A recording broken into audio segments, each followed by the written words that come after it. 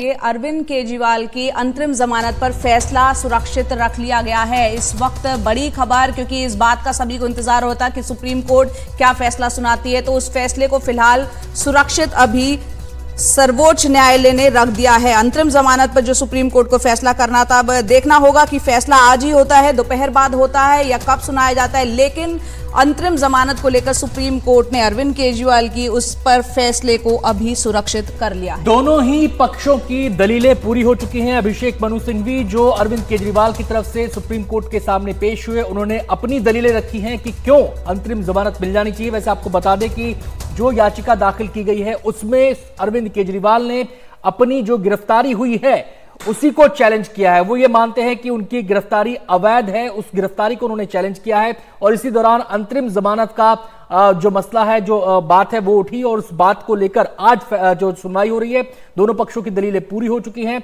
और राजनेता होने की वजह से छोड़ना सही मिसाल नहीं है, ये बड़ी बात सॉलिसिटर जनरल तुषार मेहता ने सुनवाई के दौरान कही है। दोनों पक्षों की दलीलें पूरी हो गई हैं और अब फैसला सुरक्षित रख लिया गया है। मुख्य मुद्दे पर बहस छुट्टियों के बाद ही संभव है, यह भी सुप्रीम कोर्ट ने टिप्पणी सुनवाई के दौरान की है। शरद, यहाँ क्या लग रहा है, आज ही लंच के बाद इस पर फैसला सुनाया जा सकता है या और डिले हो सकता है?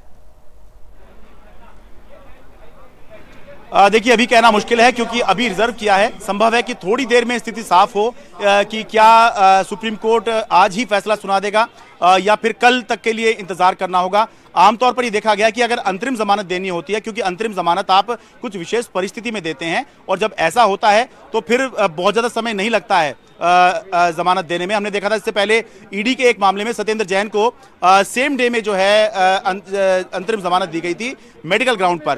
तो संभव है कि दोपहर बाद जो है सुप्रीम कोर्ट अपना फैसला सुनाए। लेकिन आशीष भार्गव आ गए हैं जो लगातार अंदर से हर छोटी से छोटी जानकारी, हर बड़ी जानकारी हमारे तक लेके आते हैं। आशीष, जय जानना चाह रही हैं कि फैसला रिजर्व किया, आपने बताया अभी, तो क्या ये हम मान लें कि आज आ सकता है या कल आएगा या अभी सुप्रीम कोर्ट स्पष्ट करेगा? ये उन्होंने कहा नहीं है। इस मामले की जो मेन मुद्दा जो है उसकी सुनवाई जारी रहे, लेकिन आम लोगों के लिए हम बता दें कि सुप्रीम कोर्ट ने इस केस को, अंतरिम जमानत के केस को, असाधारण स्तर का बताया है। असाधारण इसलिए बताया है कि जब आप कानून हमारा ये कहता है कि आप गिरफ्तार हो जाते हैं तो आपके सारे अधिकार जो हैं वो कर्टेल हो जाते हैं, ठीक है। लेकिन सुप्रीम कोर्ट ये कह रहा है कि चुनाव 5 साल में एक बार आते हैं, ये नेशनल चुनाव है, राष्ट्रीय स्तर के चुनाव हैं। अरविंद केजरीवाल दिल्ली के मुख्यमंत्री हैं, वो एक नेता हैं और उनको अगर ऐसे एक्सेप्शनल स्थिति में, असाधारण परिस्थितियों में वो अंतरिम जमानत प्रचार के लिए देना चाहता है। लेकिन एक ही तो और चीज समझिए, सुप्रीम कोर्ट ने यह भी साफ किया है कि प्रचार के लिए वो अरविंद केजरीवाल को अंतरिम जमानत दे सकते हैं। लेकिन वो ये भी चाहते हैं कि अरविंद केजरीवाल उस दौरान, अंतरिम जमानत के दौरान, सीएम के तौर पर जो अपना आधिकारिक कामकाज है वो ना करें, यानी फाइलें साइन ना करें, जो भी आधिकारिक काम सीएम के तौर पर है। तो ये एक बहुत बड़ी यहाँ पर उन्होंने एक लक्ष्मण रेखा खींचने की कोशिश की। हालांकि दोनों पक्ष इन चीज़ों से नाराज हैं।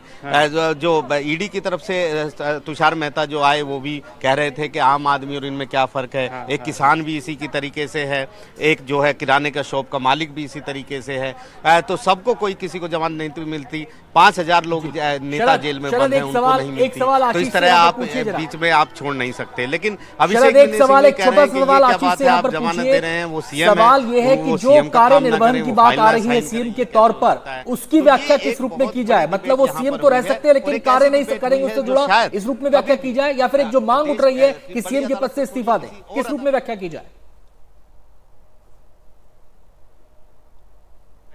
तो ये